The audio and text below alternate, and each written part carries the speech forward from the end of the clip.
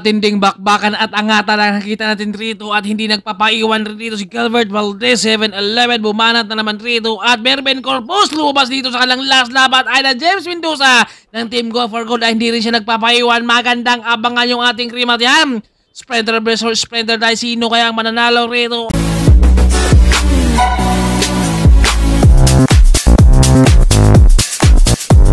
Iba't ibang lugar, iba't ibang team ang lumayo dito sa Fort Acaw Baler MTB Race Criterium 2025. What's up mga sir? For today's videos, matinding bakbakan na naman sa ating RB Open Pro Category Sprinter versus Climber na naman tayo rito. Paano kaya sila makakawala rito dahil patag na patag ang kanilang ruta? Kaya dito sila ay hahanap sila ng diskarte.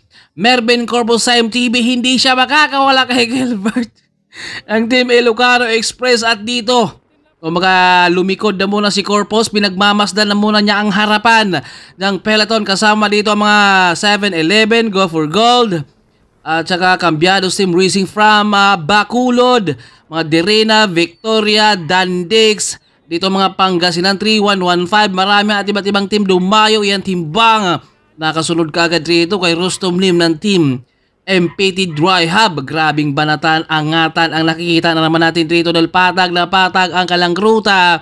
Kaya kapag wala kang ensayo rito, maaga ka talagang maubusan ng gasolina. John Lloyd nakadikit, si Olzin at Grospe ng Team Victory Sports dahan-dahan pumanay sa kanan. Si Olsim dumikit kagad at John Lloyd Queen kadapang-dapa rin Go for Gold. At kapag nakabungad etong si Patrick ng Team 7-11, hindi pwedeng babanat. Ronald kita binanatan rin sa kaliwa kay Victoria. Dandex rin si Gilbert Valdez rin ay hindi rin magpapaiwan. Nagpapayin nito ng baga etong si Ronald kita ng Team Go for Gold. Kumbaga binanatan niya para sumabog dahil nandyan si Lago asama etong si Mervin Corpus, si Kalkal. Mukhang nagkakainitan sila dito sa likuran, no?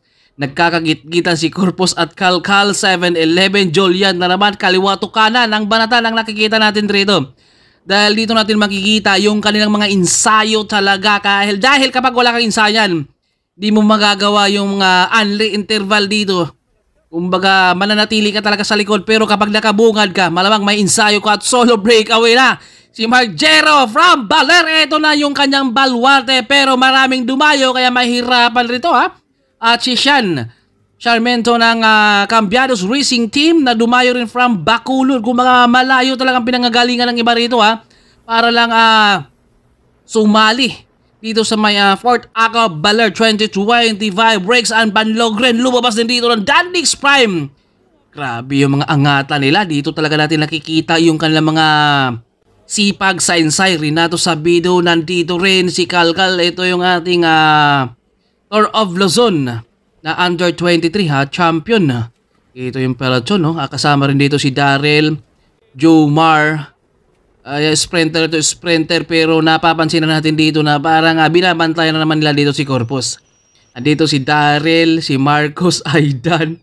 Ito yung mga sprinter na inaabangan natin kapag walang makakawala dito. Malamang ito talagang sprinter at may bumunot sa likod. Ito si Corpus, kailangan niya ng power siguro rito dahil kanina sa MTB talaga hindi siya makakawala kay Gilbert. Ito maraming sumubok mag-aatim ng breakaway pero nahirapan din talaga sila makawala at mga Go for Gold rito. Nagko-control sila rito dahil marami sila rito kaysa MPT. At ito si Lucero binabantayan naman ni Trends. Chillax lang dito si Aidan, no?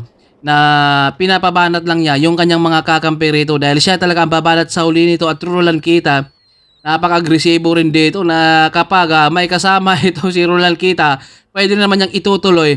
Pero kapag walang kasama ay pwedeng mag-minor din. Nakabungad si Sean at si Patrick, hindi pwedeng nakaharap lang dito at talagang gustong babanat kapag siya ay nakabungad rito. Napaka-agresibo talaga ito si Patrick ng Team 7-11. Gusto niya dito na suluhin at mag-aatim siya ng breakaway pero talagang mahirap din makawala dahil patag at wala kang mataguan. Kailangan na meron ka talagang diskarte. Kailangan na usap-usap talaga para makabuo ng breakaway dahil kapag hindi kayo magtutulungan dito, malakas ang hangin kaya mahirapan din kayong maitutuloy ang breakaway nyo. Andiyan naman si Renz Bundok, John Lloyd. Andito rin sa likod si Kenneth Maramba, Corpus dahil naiwan siya. Kailangan niyang humabol rin dito. Nakabantay dito sa likod. Dumada pa dito si John Lloyd. Ano kayang discard ni Corpus dito? Dahil maraming sprinter yung kanyang kalaban. Lumabas na itong si Corpus ngayon. Nakabantay si Russell Agapito. Nakakulnago. Harap-harapan na naman itong si Grospe na bumanat. Pero si Patrick ay hindi nagpapaiwan. Go for gold rin. Kailangan dumikit rin dito. At samahan, Joshua Gatmaitan, napapailing itong si Grospe dahil talagang nakadikit kaagad at nagkakasigawan na sila dito. Sabi ni Patrick, wala ba kayong pampalit? Meron kayong pangbanat. Itong magandang laban, Walang pampalit, walang pang trangko, pero meron naman sila pang breakaway at tumakas na si Sean. Ako makauwi ng Bacolod dyan, At ito yung ating grupo, medyo groggy na yung mga nasa likod, Pero di pa natin alam kung ano mga kanya-kanyang discard na dito dahil si Sean, inabutan rin siya dito ni Dave. Nandito si Edson Corbano ng Victorious Sports. John Lloyd, grabing bantayan nila rito Kapag may lalabas, may babanat, may hahabol, may dumikit, nagkakatinginan. At si Dave Montemayor rin dito sa MTB, hindi rin siya makakawala kaya makakabawi kaya siya dito ngayon sa RB dahil walang ahon. Pero kapag may ahon to, asahan to, yung mga climber nito ay nawawala na yan. Dahil patag yung kanilang ruta, medyo nahirapan din sila. Rostom Lem, grabing dapa nito ni Villasenyo sa likod. Para talagang kapitan niya dito si Rostom Lem na isang veterano ng MPD Dry Hub. Grabe yung mga bata natin ngayon. Yung mga dating amateur na talagang handa na nilang makikipagsabayan sa ating mga pro Corpus na iwan, may dumikit, lago na naman humarap dito. Kapag lumikod, si Corpus may nakabantay. Kapag nasa gitna, may nakabantay. Kapag humarap, may nakabantay. Kaya medyo mahirap din ito. Kailangan dumiskarte talaga. Pero kapag ito ay walang makakawala, malamang sprinter talaga. Lalo na ito si Daryl. Talagang lalaban talaga ng rimatihan yan. Ito naman dalawa. Si R-King at saka si Joshua Gatmaitan ng Team Go for Gold. Grabing banatan at pakalasan sila rito. Talagang si Price talaga yung mga kakampi nito Kumbaga para makakawala at mapapagod ang peloton. Kaya itong dalawa talagang nagkakabanatan sila dito. Kumbaga ito ay talaga yung mga gameplay na banat kung banat lang para mapagod. Pero syempre Victoria naman ang nasa likod, nagkagaminuran. Edgar Nieto, bumanat rin siya. Si Dave dumikit. Biglang nagkaminuran dito at bumanat na naman itong si Dave sumukli pero hindi magpapaiwan itong si Edgar Nieto rito. Isang veterano, ito si Olzin. Dumada pa rin siya para makakadikit. Rigsan Banlong ng Dan Dix, Rhyme, Kenneth Maramba, si Dave Montemayor. Banatan lang sila lagi rito dahil patag talaga kailangan na magkakaubusan talaga to. Dito natin makikita kung sino nga ba ang mayroon pang mga natitirang ensayo rito dahil yung mga lumaro sa MTV malamang nailabas na yun yung lakas. Pero dito si Corpus, makakabawi rin kaya siya dito dahil may nagbabantay sa kanya sa likod. Kumbaga kahit lumikod siya, meron sa gitna, meron sa harap, meron din siya. Kaya medyo mahirap ito. Ronolan kita kanina talagang pinainit rin siya at pinasabog niyo kanyang baga rin dito. Kumbaga kailangan na marunong talagang tumiming. Kapag bumungad si Patrick, hindi pwedeng nakabungad lang yan. Babanat at babanat talaga. Kenneth Maramba sa harap, may bumanat na naman si Yoen Villas Jr. at Mark Ryan Lago. Yan yung ating champion ng Larga Pilipinas. At ito naman si Patrick. Pag-agresibo talaga dito. Renz Bundok. Grabing banatan ng ating nakikita rito. Ito talaga yung sabi nga nila, mas mahirap raw kapag patag ang laro kaysa ahon. At ito may umagwat tatlo, Renz Bundok, Kalkal at Edson Corbarona ng Victorious Sports. Napakaraming tao. Sabi ni Edson, wala ba kayong pangpalit dyan? Pero meron kayong pangbanat. Nako, ano naman kayo? Kaya ito nagkakainitan rin sila dito. Wala na pampalit. Kaya ito likuran ng ating peloton. Single file sila dito nag-aantay na dumikit rin sa ating tatlo. Pero syempre hindi pwedeng magpapaiwan rito ang grupo dahil marami pang naghahabol. Chillax lang itong si Aidan rito. Talagang nag-aantay ng tamang tempo. Bumanat na naman itong si Patrick rito. Napaka-agresibo talaga to. Kahit mapa ibang bansa yan ay hindi pwedeng mananatili lang talaga sa peloton. Roland Kita, Grospe, Jomar, Yoen, bumanat na naman iyan timbang Corpus. Nakakaligit na naman itong si Lucero, Lago na naman, bumungad na naman. Kaya kapag naubusan ka ng maaga rito, naku, baka mapapaisip ka talaga na baka kulang pa yung ensayo ko rito. At Daryl, Dolatri ng Exodus. Grabing banatan at maraming salamat sa lahat ng mga followers at subscribers. Thank you, thank you. At ito, may mga sumubok talagang tumakas at lumabas sa peloton pero nahihirapan din siya Sean Charvento dito niya nasubukan. At siguro naisip niya na kaya ko palang sumabay, kailangan ko lang tiisin yung kanilang mga speed, banatan dahil dito natin nakikita. Dahil sa probinsya kasi hindi madalas yung ganitong mga karera. Kaya dito siguro na sabi ni Sean sa sarili niya na ganito pala ang tunay na karera. Dahil kapag wala kang interval, wala kang pangpanay, wala kang pangtiis at kapag hindi ka marunong talaga sa laro, maaga ka talagang kakalas at dito sumubok yung dalawa. Ito yung dalawang breakaway natin, si Sean at si Patrick. Pero nahirapan si Sean dito sa maintain rin ni Patrick dahil grabe yung galaw ni Patrick dito. Kanina ba to? Anli banat. Pero walang kapaguran, parang si Danny. Karabata din ito. At bit-bit rin ni Villa Senior ang peloton para dumikit sa dalawa rin dahil hindi pwedeng pagbigyan dahil dito patag. Kaya marami dito ang mga kumakalas. Dito natin makikita na talagang ubos kung ubos hanggang dulo dahil lahat to sila dito ay gustong manalo. At maraming salamat rin kay Sir Alex Villa ng Team Excellent Noodles. Si Dave rin dito, hindi makakawala si Corpus. Gumilid rin siya dahil kapag lumikod siya may nakabantay, mga Ryan Lago. Andyan pa si Aida na chillax lang. Corpus bumanat sa kanan. John Lloyd dapang-dapa rin dito. Grabe na naman itong si Corpus ngayon, no? Pero nakakapit itong si John Lloyd. Kulang na lang magtago si John Lloyd dito sa likuran ni Corpus. Bumanat na naman si Roland Kita rito. Pinagod talaga pero hindi pwedeng magpapaiwan rin. Si Corpus at si Marcos nakabantay rin dito. Binuka ni Corpus. Sinuklian naman ni Marcos. Si Dave, Lucero, Renato, Sabido. Grabing banatan nila rito ha. Napakagandang laro talaga dito. At Corpus sinubukan talaga niya mag-attempt ng breakaway. Pero hindi pwede na uubusin lang rin naman niya sa kanyang pagtrangko. Ito yung harapan. At ito may mga first group tayo. 4 pero parang nagkakanya-kanya rin sila rito. At si Patrick dito sa kanang breakaway dahil naisip ni Patrick dito na kung hindi kayo papalit malamang magkalasan tayo rito. Dahil sabi nga na walang pampalit pero may pang banat. At si Sean rito nagtsatsaga rin siya dahil nahirapan si Sean kanina sa kanilang maintain pero talagang ganun talaga ang laban. Kailangan hindi ka basta-bastang bumigay, kailangan mong tiisin. Dahil doon mo mararamdaman yung sarili mo na kaya mo ba na sumabay o kaya mo manong ensayo mo o kubay kulang pa ba sa ensayo mo. Dito sa harapan si Edson, si Patrick nagre-recover na muna siya rito dahil kapag nakabungad si Patrick asahan nyo na talagang papakalasin talaga kayo at gusto niyang suluhin. Pero si Gilbert Valdez ng Dandix, Prime, andyan naman si Yoen. Ito yung grupo natin, no? Hingal kung hingal, pagod kung pagod. Lahat naman to sila na napapagod. Pero talagang hindi sila sumusuko rito. Nag-aabang ng tamang timing, tempo na natahimik din si Daryl ng Team Exodus at lumikod na rin si Roland Kita. Dahil yan yung mga inaabangan natin. Pero mas kaabang-abang itong si Aidan.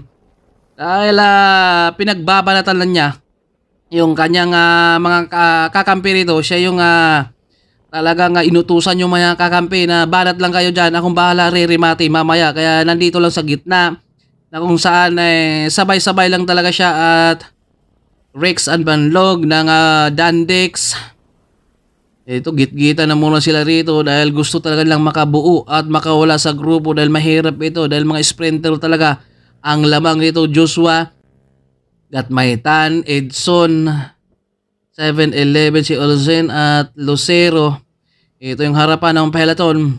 Magkapatuloy pa rin sila sa paghahanap dito ng diskarte kung paano makakawala rin dahil hindi ka basta makakawala dahil patag yung ruta. Pero kapag may ahon to malamang yung mga climber dito ang nawawala rin.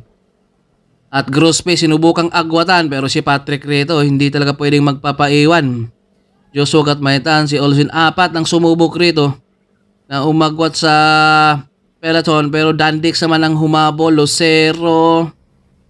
Dito rin si Edgar Nieto. Grabe yung mga laban natin ngayon dahil malayo ang mga pinanggagalingan nito pero pagdating rito talaga dito natin nalalaman na talagang may mga ensayo talaga sila lahat. Kumbaga logi ka naman talaga kapag dadayo ka ay maaga kang kakalas. Kumbaga kailangan mo rin talagang tiisin kung anong banat para doon mo malalaman kung may kulang pa ba sa ensayo. Edson ang nasa harapan, si Calcalde, Bashan, Jos Corpus, Marcos Villaseñor. Grabe, mukhang nagkakabantayan sila dito at humabol na naman itong si Julian. Dahil may umagwat dito si Dave. Dahil nahirapan din si Dave dito dahil walang ahon. Kaya hindi siya talaga siya basta makakawala. Dahil patag yung kanilang ruta, Patrick na naman sa kanan lumabas.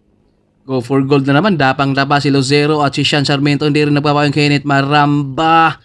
Grabe yung mga balata na nakikita natin rito napuputol, kaya dinikit naman itong ni Edson yung grupo at si Jomar.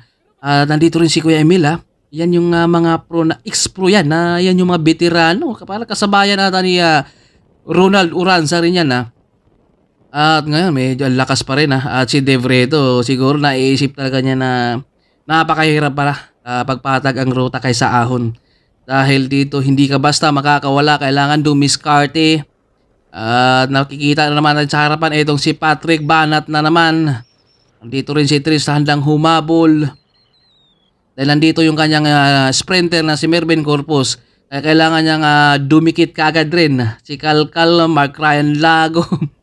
Grabe yung mga banatan nila rito. Yung mga diskarte talaga nila dito ay nakikita natin na kapag may aagwat, huwag na nating hayaan na lalayo pa para hindi tayo mapagod. Dahil kapag hinayaan natin, mahihirapan lang tayong humabol. Kaya habang maaga pa at nakikita natin, mas mabuti na dikitan na kaagad para hindi na aagwat. Kaya Buzz Penny siguro ang ating aabangan rito. Dahil mahirap makawala talaga rito dahil wala kang mataguan. Mark Ryan Lago, sumubok rin siya dito dahil ito yung kanyang talagang goal dito ni Lago na suluhin sana pero patag yung kanyang ruta. At ito hindi makakawala rin si Edgar, Julian at solo breakaway na si Mark Ryan Lago ng Team Go for Gold pero hindi niya pinipwersa na talagang itutudo dahil papagurin lang niya yung grupo din. Dahil alam niya na talagang andyan pa si Ronald Kita, Lucero, si Aida naririmate. Kaya parang decoy lang pero abangan rin natin dahil ririmate rin yan. Si Mark Ryan na Lago rin. At yung mga nasa likod talagang kunti na lang yung peloton natin. Marami talagang kumakalas na. Si Julian Lago na naman rin itong nasa harap, Damdix. Hindi magpapaiwan rin ng mga MPT rito dahil magagalit yung kanyang coach sila. Naiiwan rito Kailangan kapag may humabol at sasama ka na rin. Ito si Sean. Dahil nagpahinga sila, kailangan may lalabas para umulin. Dahil kapag walang lalabas sa peloton, ay talagang babagal at babagal. Kaya unlimited baratan, unlimited interval yung ating nakikita kapag wala kang ensayo na interval dito. Ay mauubusan ka talaga at mabubunsol ka. Ronald Kita, nagwawala si Corpus, lumabas na naman siya rito. Andito si Aidan, nakabantay talaga siya kanya. Kung lumikod. Itong si Aidan, Corpus, sinubukan na naman sana niyang lalabas sa grupo rin dito. Pero paglingon ni Corpus, nandito si Aidan, hindi makakawala rin sa kanya. Antulin na sana yung labas ni Corpus dito pero si Aidan ay hindi talaga pwedeng pagkawalan at pagbigyan niya dito si Corpus. Makakarimate kaya ito si Corpus ngayon na go for gold dito. Marami Tapos nandito mga 7-Eleven, Dandix at si Trends. Medyo groggy na yan dahil kanina sa MTB rin. Kumbaga ubos-ubos din talaga pero sa RB ay dito natin sila nakikita na yung kanilang mga lakas talaga.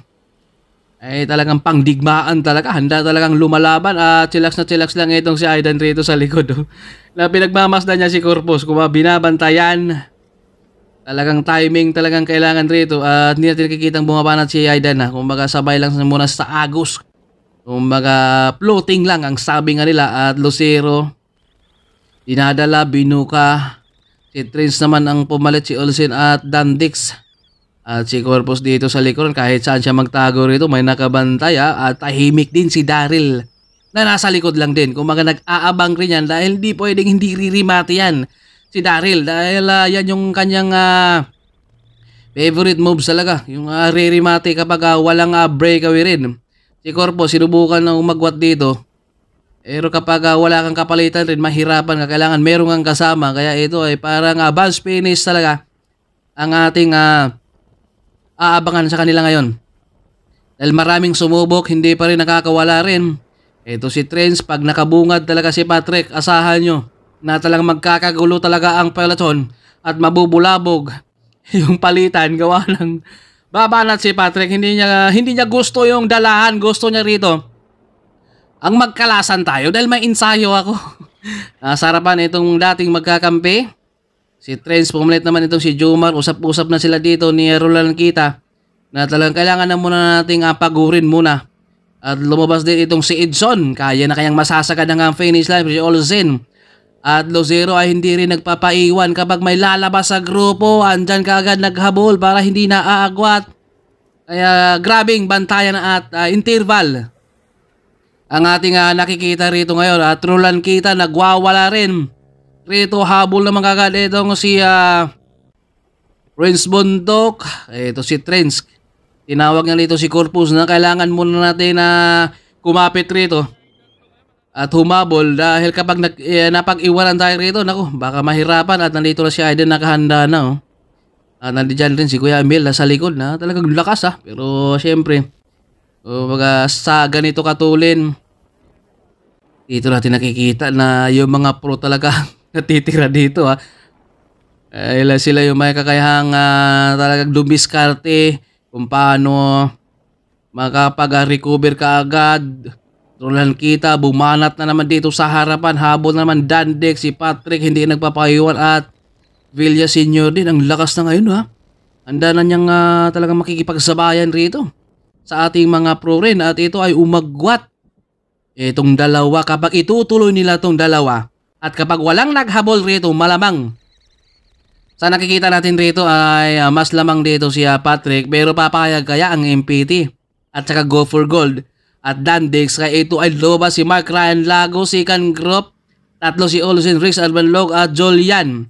First group tatlo, second group tatlo at wala dito mga MPT. Malamang sila dito ang maghahabol at naiwan yung dalawa. Si Olsen nag-jump rito sa kanilang dalawa, kaya ito ay kapag makakadikit pwede nang magiging 4 na breakaway ito. Pero malayo pa tayo dahil meron pa tayong last 4 laps natin rito, kaya hindi pa natin alam sa ating 51 kilometers. Napaka hirap talaga kapag patag yung kanilang laro o talagang hindi basta makakawala dahil wala kang mataguan. At syempre, yung mga climber rito parang hindi sila mag-i-enjoy dahil hindi sila makakawala. Dahil mas marami ang malakas sa patag. Kaya ito 4, kasama dyan si Lago. Ito na, kapag itutuloy nila to, at ito umatras na si Lago rito, parang ginulangan yung mga bata dyan At syempre, MPT naman ang hindi magpapaiwan rito dahil umagwat yung 4. Andun pa si Mark Ryan Lago. Andito si Corpus na handang rumimati. Pero kapag hindi inabot ni Trins dito yung 4, alam na natin kung sinong mananalo, si Mark Ryan Lago. At nakita natin dito si Corpus na medyo gumilid na siya rito Ano kayong nararamdaman dito ni Corpus ngayon At Lago dinadala talagang mga bata ang kanyang kasama rito. Ay ito medyo inutakan niya dito. Ang mga bata rin agresibo rin yan na talagang itutuloy nila dahil kapag makikipagsabayan pa sila sa rematian sa peloton, baka sila pa ang mawalan. Pero MPT rito na si Trins. Andiyan naman si Krug ng Team 7-11, pangalawa, ay talagang didikit dito ni Trins dahil nandito yung kanyang riremate. Si Mervin Corpus at si Dave Rito nahirapan talaga dahil walang ahon. ay mas marami ang malakas dito ngayon sa patag. At ito si Grospy. Dahil inabot nga yung 4, bumanat na naman yung 2 at humabol kaagad. Etong si Jericho J. Lozero ng Team Go for Gold. Pero 7-11 naman ang hindi nagpapaiwan. Naka-formation naman Team 7-11. Dandex, MPT at Go for Gold. Victor Sports Exodus. Ito si Dave at si Sean Sarmento. Grabe yung ating laban. Maraming sumubok pero wala talagang natutuloy nila yung kanilang breakaway ha. At nandito na ang mga Go for Gold magkakasunod. Ronald Kita, Aidan at si Mark Ryan Lago na ang magkakasunod. Dito kaya abangan natin yung ating rematihan. Dito kung sino ang mananalo. Napakahirap yung kanilang laban dahil patag. Mas madali daw kapag ahon dahil alam nila na maraming kakalas pero sa patag napakarami. Ang mga malalakas pero sinubukan ng umagwat yung 2. Nakabungad na naman ito si Patrick Labot. Dito si Lucero. Si Grospe bumungad na naman ito si Patrick. Hindi talaga pwedeng magtago. At si Arking bumanad rin. Pinapantay naman dito ni Villaseñor ng Victoria. At Gilbert Valdez, Lucero, Rex Agbanlog, Joshua Gatmaitan, Jomar at Rachel Agapito. Si Daryl na gumasolina na handa ng rumimate. Ito si Daryl dahil nakaabang. Villaseñor hinatak niya rito at nasa likod rin itong si Gilbert, si Arking. Hindi rin makakawala. Last lap tayo rito kaya magandang abangan natin rito kung sino kaya ang mananalo rito ngayon ha. Dahil 7-11 Go for Gold MPT. De Reyna Dandex kaya ang manalaro dito at Go for Gold ang nakabungad. Pero si Patrick galing sa likuran, bumanat na naman siya dito ngayon no? Nabulabog na naman yung kanilang palitan at Go for Gold na si Lucero. At ito napakaraming tao ang nanonood, nag-aabang kung sino ang mananalo. Etong maganda yung kalang rematch dahil buo sila rito ngayon. Bumuka yung harapan ng peloton. Go for Gold MPT Dryha, Victor Sport. Ito na 3 Go for Gold. Mark Ryan Lago, Kenneth Maramba, Ronald Kita rin dito at humabol rin dito si Aidan, Mark Ryan Lago, Mervin Corbos. Naiwan siya rito ngayon. Grabe, ito yung kalang rematihan. Dahil medyo gabi na yan. Kaya ito, medyo si Antolin ng labas dito ni Aidan dahil galing siya sa likuran. Mervin Corpus, medyo naipit siya dito sa likuran din ni Daryl. Ito, 3 Go for Gold na ang magkakasama dito sa kaliwa. At Kenneth Maramba, si Daryl at si Edjon, medyo nagkaipitan sila rito. Pero grabe itong si Aidan, no? Lumabas sa likuran ni Mark Ryan Lago rito at sumasabay, tumapat at lumamang itong si Aidan Lago at Daryl. Pang-4 naman natin doon ay si Ronald Kita at pang-5 si Julian ng Team 7-11. Ginabi yung ating laban pero napakagandang banatan at angatan. Interval pero talagang si Aidan ang nagwagi sa kanilang. Muntikan pa doon si Ronald Kitang na sumalpok ha. At ito yung mga Go for Gold at ito yung kanilang top 5 natin ha. Andyan si pang-5 si Julian. At ito yung kanilang top 5 si